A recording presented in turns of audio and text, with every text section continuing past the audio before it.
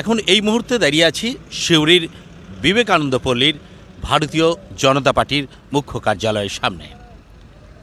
আগামীকাল 22শে জানুয়ারি অযোধ্যায় রাম মন্দিরের উদ্বোধন, আর এই উপলক্ষে দেশের বিভিন্ন জায়গায় বিভিন্ন অনুষ্ঠানে আয়োজন করা হয়েছে।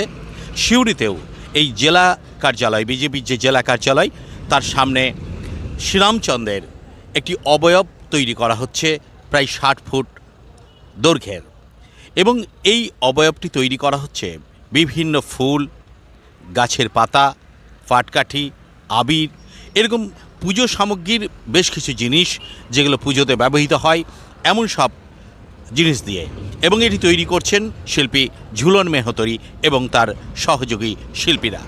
আসুন আমরা দেখে নিই কীভাবে এই কাজ চলছে এবং শেষ মুহূর্তের কিভাবে চলছে এই শ্রীরামচন্দ্রের যে অবয়ব, সেই অবয়ব তৈরির কাজ। এখন আপনাদের সামনে আমরা তুলে ধরছি সেই ছবি। দেখতে পাচ্ছেন এখানে বিভিন্ন গাছের পাতা, ফুলের মালা, ফুল, এইসব দিয়েই এই শ্রীরামচন্দ্রের এক বিশাল আকার অবয়ব তৈরি করা হচ্ছে।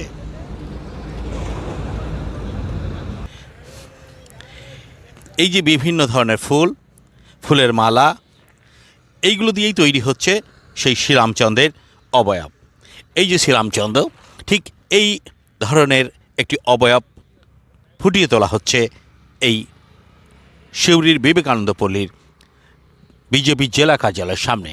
আর একদিকে তুলে ধরা হচ্ছে শ্রীরাম মন্দিরের কিছুটা অবয়ব, আর এখানে তুলে ধরা হচ্ছে শ্রীরামচন্দ্রের যে ছবি, সেই ছবি ফুটিয়ে তোলা হচ্ছে। এই শ্রীরামচন্দ্রের একটি অবয়ব, ফুল, বিভিন্ন গাছের পাতা, আবির, এইসব দিয়ে তৈরি করা হচ্ছে এই শ্রীরামচন্দ্রের মূর্তিটি।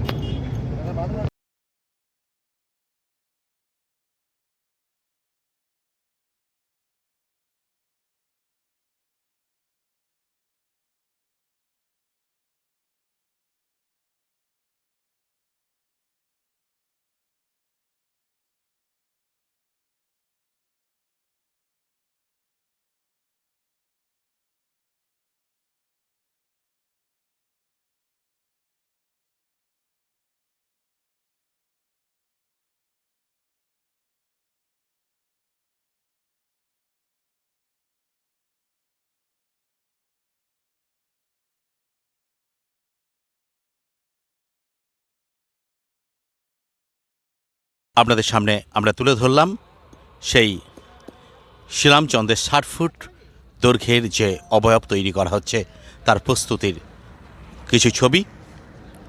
ক্যামেরায় মৌপিয়া দাসের সঙ্গে দীপক কুমার দাসের রিপোর্ট, নয়া প্রজন্ম ডিজিটাল।